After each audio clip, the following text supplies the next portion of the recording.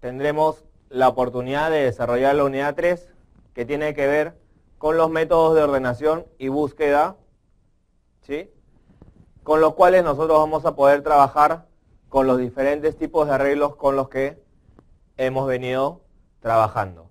¿Qué quiere decir ordenación y búsqueda? Básicamente nosotros cuando tenemos que trabajar con datos, tenemos que ver de qué manera están ordenados, si están ordenados ascendentemente o descendentemente. ¿Para qué? Para poder encontrar dichos datos. ¿De acuerdo? Es decir, por ejemplo, si ustedes tienen una agenda y quieren buscar sus contactos, tendrán que buscarlos por los apellidos que están ordenados alfabéticamente y ascendentemente, ¿verdad? Otra cosa, si queremos buscar, por ejemplo, el código de algún curso o en la RENIEC algún documento, tendremos que ver por el código o por el dato que querramos utilizar. Entonces es muy importante trabajar con este tipo de operación dentro de los datos o cuando trabajemos con lo que es algoritmos. Entonces, el día de hoy veremos el tema número 1, que tiene que ver justamente con los métodos de ordenación. ¿Qué cosas son los métodos de ordenación? Son algoritmos que han sido realizados para ordenar un conjunto de datos. ¿Sí? Tenemos que ordenar los datos, ¿para qué? Para que podamos encontrarlos de una mejor manera. ¿Sí? Los algoritmos van a variar según la facilidad de entendimiento, su eficiencia, cantidad de código necesario para implementarlos. ¿Cuál será la complejidad? ¿Qué requisitos necesarios tendremos en los datos para poder, de esa manera, poder trabajar con un orden determinado? Por ejemplo, el directorio telefónico, ¿cómo está ordenado? Está ordenado alfabéticamente, ascendentemente, es decir, de la A a la Z. De tal manera que nosotros vamos a encontrar todos los datos que requerimos yendo a la página correspondiente con el código o con el criterio que nosotros vayamos a buscar. ¿Qué más podemos ordenar? Podemos ordenar las tablas de contenido. Por ejemplo, ustedes como alumnos que son, lo primero que le asignan a la hora de matricularse en la universidad, ¿qué es? Es un código, ¿verdad? Ese código lo que hace es tenerlos registrados dentro de una base de datos, de tal manera que nosotros tendremos ordenados a nuestros alumnos ascendentemente dependiendo del código. ¿Qué más? Podemos organizar bibliotecas. ¿Cómo organizaremos las bibliotecas? También por un código. Obviamente, dependiendo del área en el que se encuentre, también vamos a poder ordenarlos, ¿sí? O los mismos diccionarios, que están ordenados, valga la redundancia, alfabéticamente y ascendentemente, ¿sí?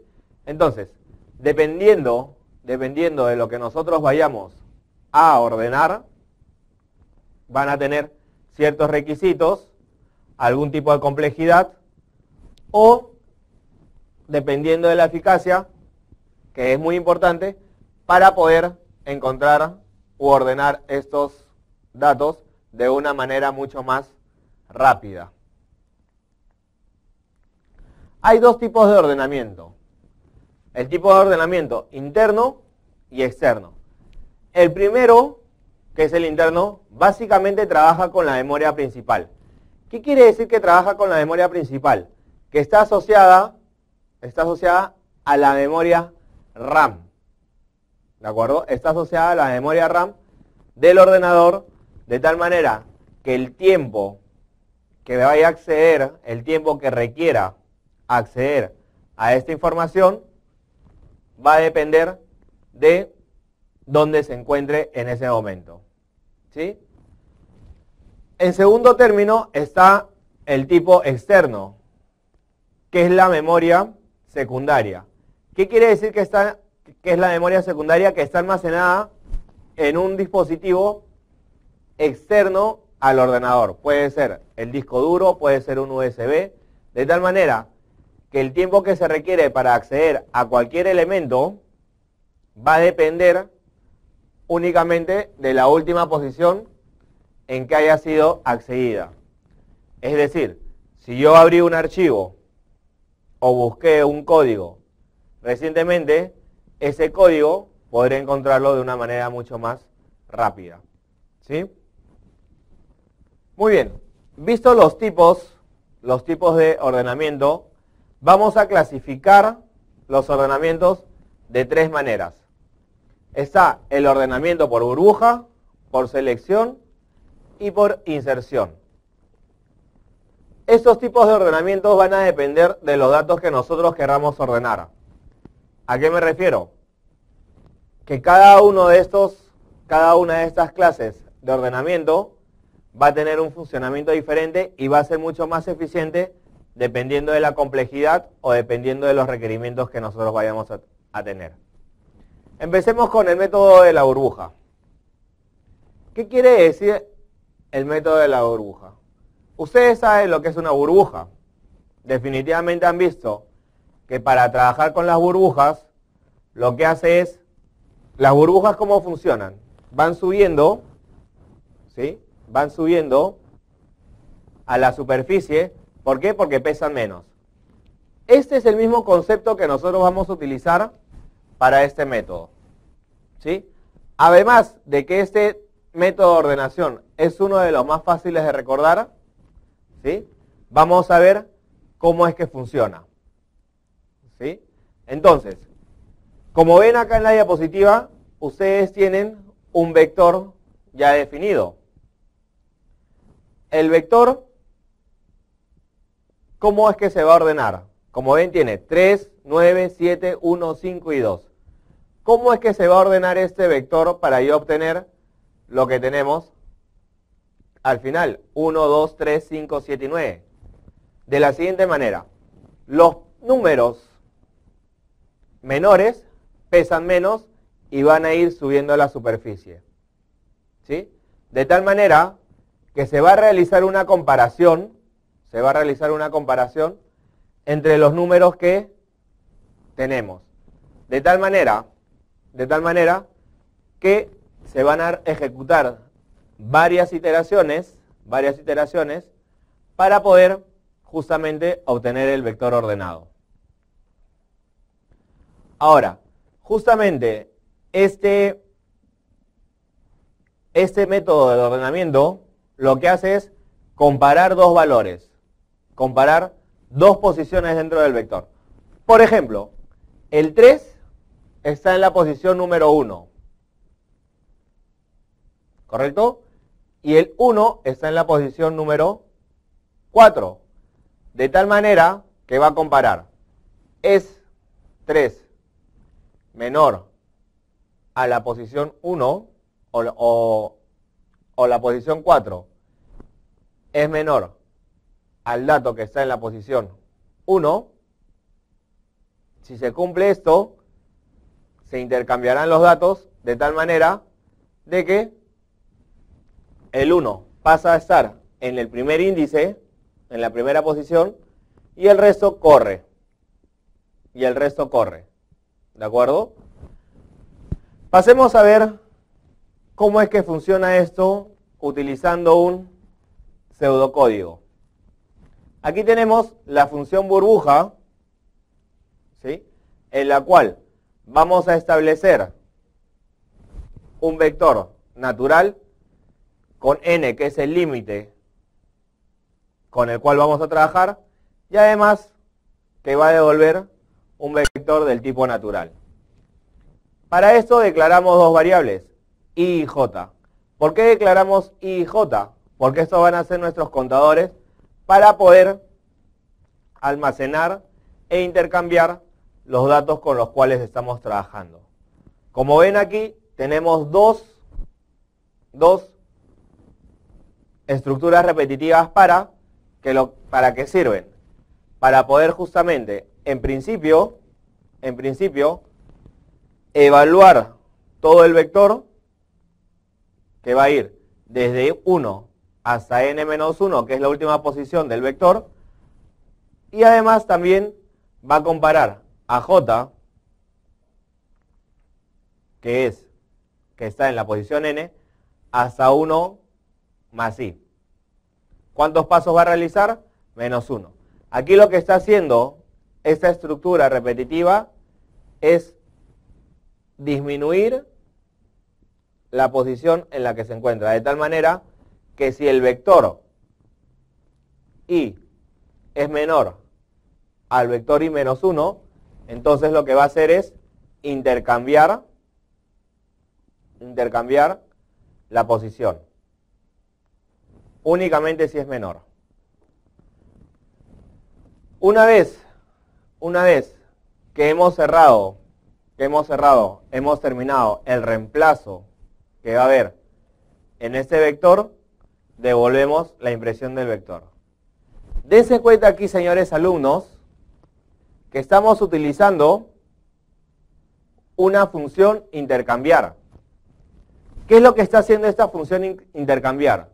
Lo que está haciendo es utilizar una variable auxiliar del tipo natural para que a la hora que encuentre el dato que estamos utilizando, se almacene ahí por un tiempo determinado hasta que los datos ocupen sus lugares respectivos. ¿Qué quiere decir? Que si nosotros comparamos, por ejemplo, si nosotros comparamos el 1 y el 3 tendrá que ir a una posición auxiliar hasta que el 1 pase a la posición del 3 y luego el 3 que está en el auxiliar pase a la siguiente posición en el vector. De tal manera que se cumple el método de ordenamiento de la burbuja.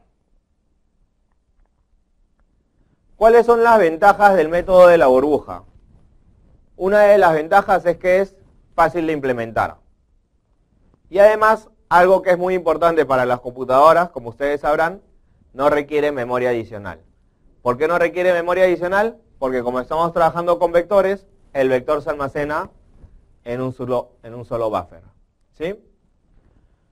¿Cuál es la desventaja de este método? En principio que es muy lento. Obviamente si trabajamos con 5 números, va a ser mucho más rápido. Pero imagínense trabajar con la base de datos de salud, o con la base de datos del banco de crédito, o con la base de datos de la misma Universidad Telesub, ¿no? Hay tantos registros que a la hora de ordenar será muy lento. ¿Por qué será lento? Por dos razones importantes. Por dos razones muy importantes. Uno, las numerosas comparaciones que se van a realizar. Entre una posición y otra tendremos que compararlas para ver si efectivamente una es menor que otra o a la inversa.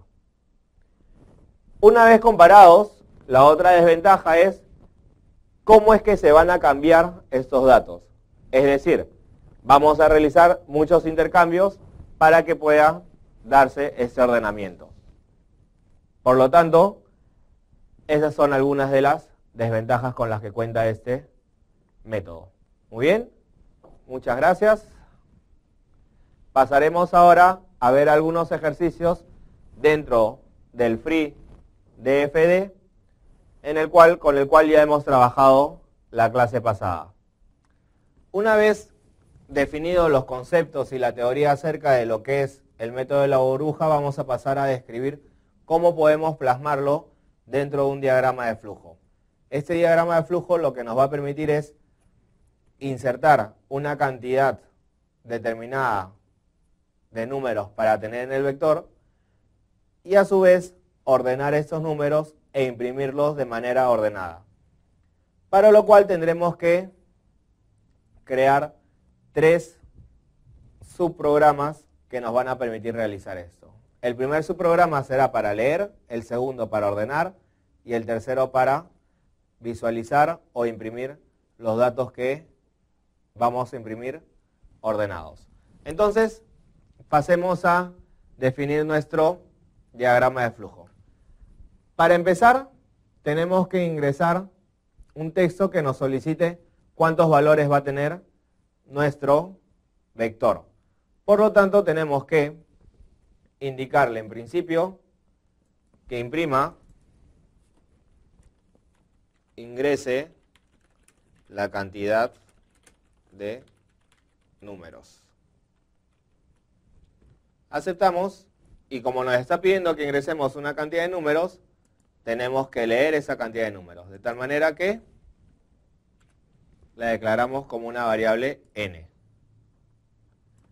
De tal manera que ya tenemos nuestra primera parte del diagrama de flujo, en el cual nos está solicitando que ingresemos la cantidad de números y estamos insertando o estamos leyendo los n números que vamos a utilizar. Ahora tenemos que pasar a crear las llamadas. Vamos a crear la llamada primero para leer los números. ¿Sí? Entonces el nombre de su programa va a ser leer y los argumentos que vamos a pasar serán b y n.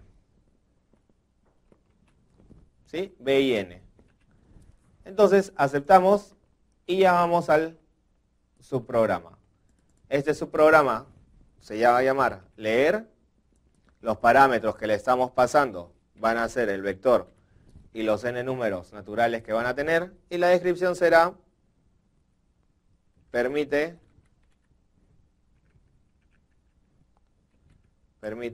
ingresar los números. Aceptamos. Una vez definido los argumentos que nos van a acompañar en ese subprograma, que en este caso es b y n, tendremos que definir una condición que nos permite ingresar los números con los cuales vamos a trabajar.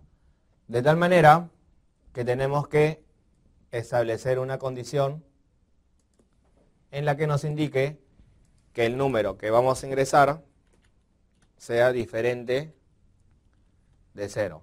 De tal manera que nos pida que ingresemos un número.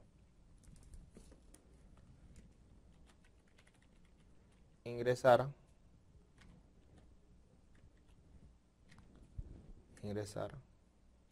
números.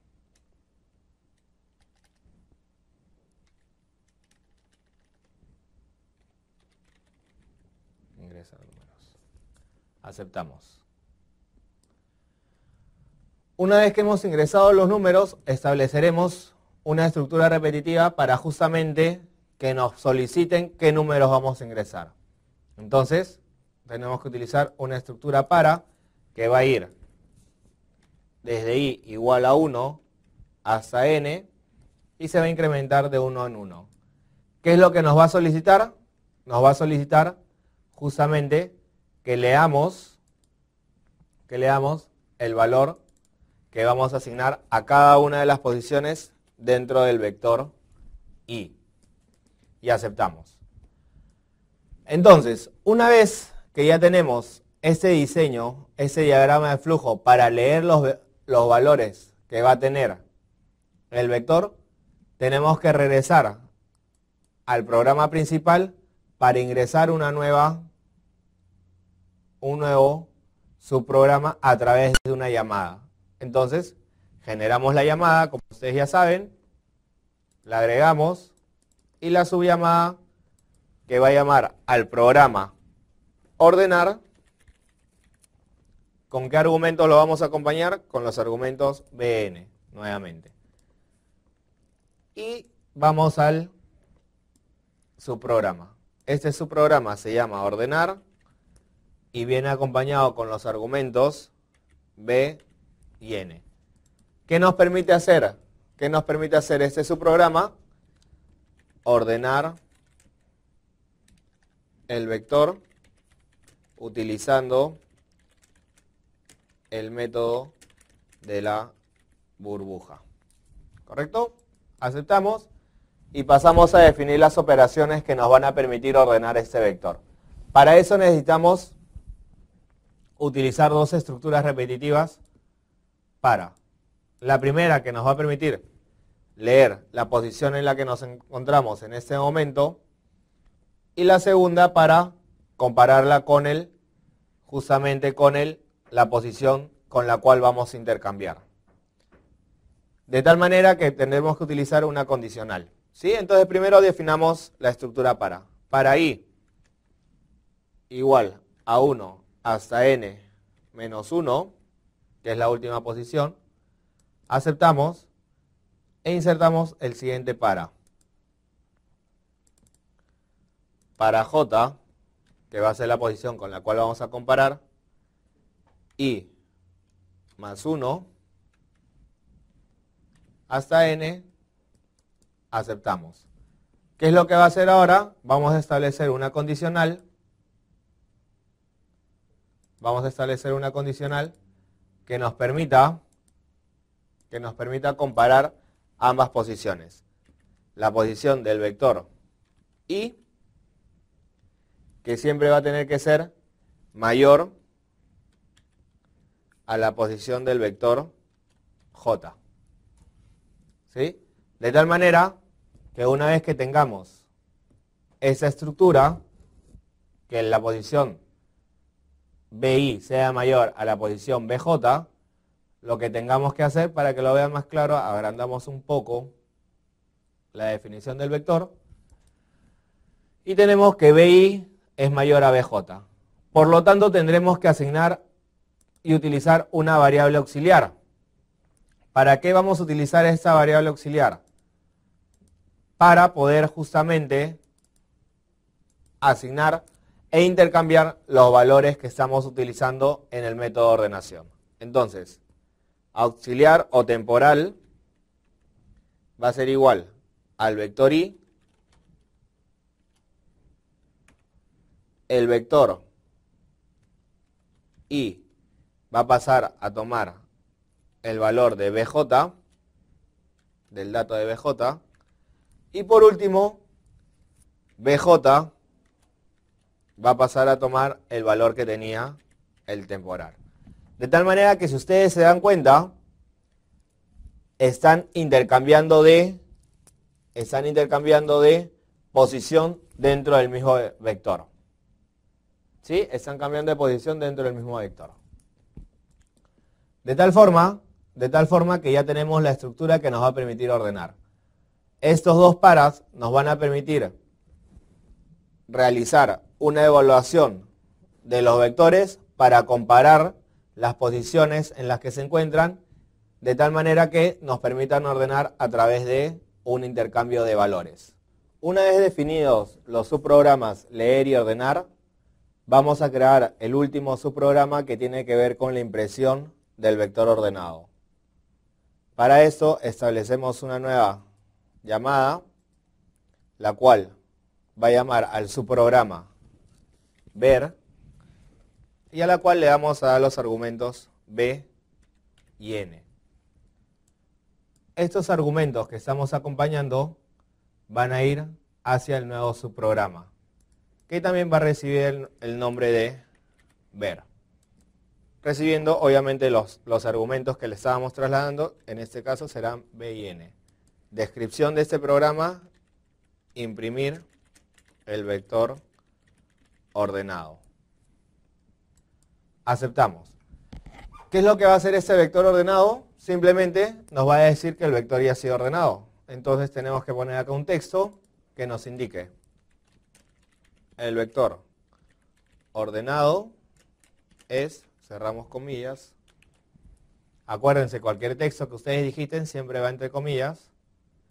Aceptamos, el vector ordenado es, aceptamos, y creamos una estructura repetitiva para. ¿Para qué vamos a crear esa estructura repetitiva? Simplemente para asignarle que los valores que vamos a imprimir van a ir desde I en la posición 1 hasta N, y que nos va a imprimir efectivamente el vector ordenado. De tal manera que ya tenemos y hemos concluido con ese subprograma. Repasando nuevamente, este subprograma lo que hace es imprimir el vector ordenado.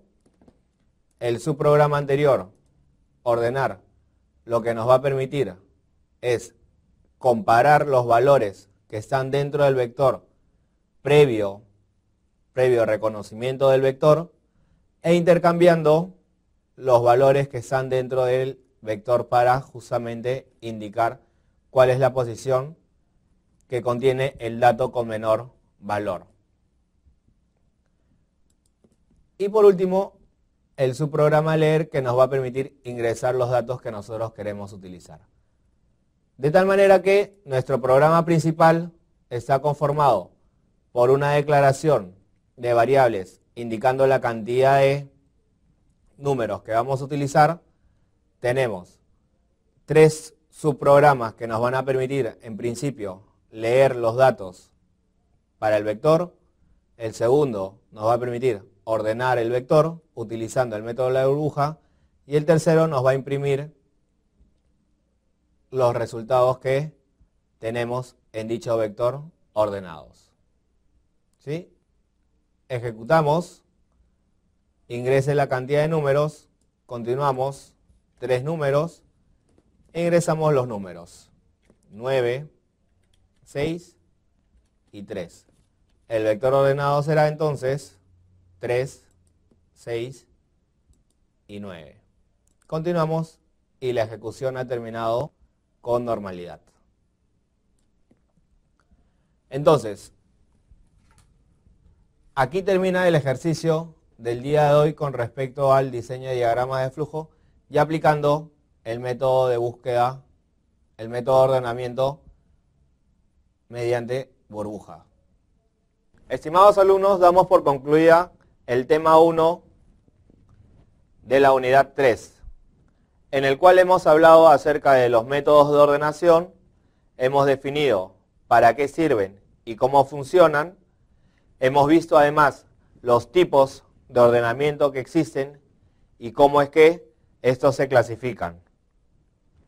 Y hemos especificado además cuál es el comportamiento del método de la burbuja, que en resumen es el método mucho más fácil de utilizar, pero que a la vez tiene una serie de desventajas. ¿Qué desventajas tiene? Que es un poco más lento, que realiza muchas comparaciones, pero para el aprendizaje que nosotros estamos emprendiendo en esta unidad, nos va a servir como base para entender el resto de los métodos y luego entender cómo funciona la búsqueda de datos dentro de un vector. Con ustedes, hasta la próxima oportunidad, me despido.